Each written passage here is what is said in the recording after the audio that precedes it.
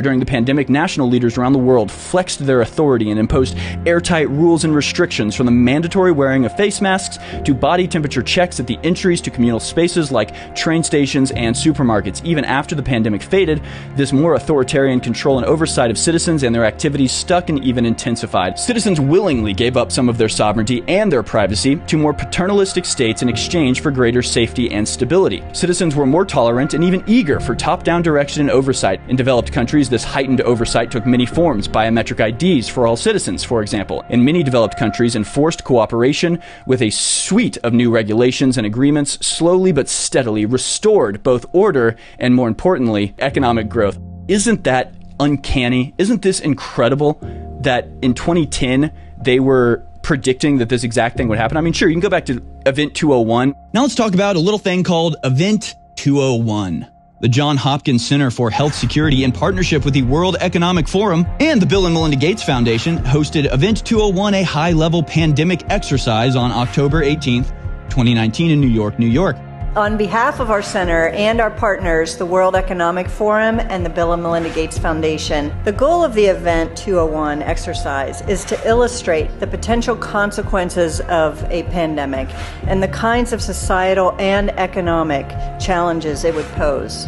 They're running a simulation of what they think would happen and what their response to a pandemic outbreak would be. Again, this simulation that they're running happened in October of 2019 and was about the coronavirus. When they say CAPS in this video, they're talking about the coronavirus. They knew what the outbreak would be 3 months before it actually happened. Are they just that good at guessing?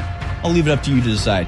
CAPS is a serious respiratory disease. More than half of the recognized cases have required hospital care, creating a huge strain on healthcare systems. Some people only exhibit mild flu-like symptoms, not requiring treatment in a hospital.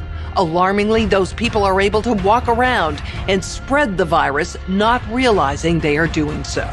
Global health experts have highlighted that dis and misinformation are wreaking havoc on the CAPS response. How can governments, international businesses, international organizations ensure that reliable information is getting to the public and prevent highly damaging and false information, to the extent that's possible, about the pandemic from spreading and causing deepening crisis around the world?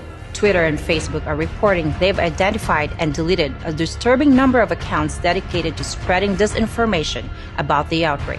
To me, it is clear countries need to make strong efforts to manage both mis- and disinformation. This is a huge problem that's going to keep us from ending the pandemic and might even lead to the fall of governments. If the solution means controlling and reducing access to information, I think it's the right choice. Is anyone else feeling a little bit incredulous? It's just a rather odd coincidence, is it not, that you would know exactly which virus it was and exactly what you needed to do to prevent disinformation and misinformation. If you come out and say, hey, it looks like this was awful planned, what do you think they're going to do? They're going to come in and go, this is the type of disinformation we were talking about. This is the type of misinformation we need to protect against. This is all planned. They have the rollout planned out perfectly, and the hubris, the confidence that they have in their ability to control humanity, that they think that they can just do it completely openly. The issues you will be dealing with over the next hours may be tabletop exercises today, but they address real and critical threats which we at WHO take very seriously. I fully expect that we will be confronted by a fast-moving, highly lethal pandemic of a respiratory pathogen. Many countries will be affected at the same time. This is particularly true with the respiratory pathogen, as they are often transmitted by asymptomatic persons. I think an epidemic, either naturally caused or intentionally caused, is the most likely thing to cause, say, 10 million excess deaths. There is no question that there will be a surprise outbreak.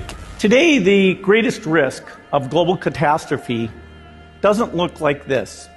Instead, it looks like this.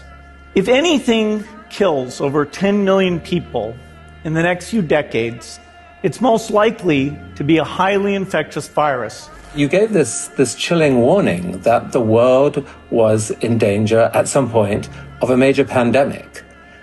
People watching that talk now, you know, the hair stands up in the back of their neck. It is exactly what we're living through.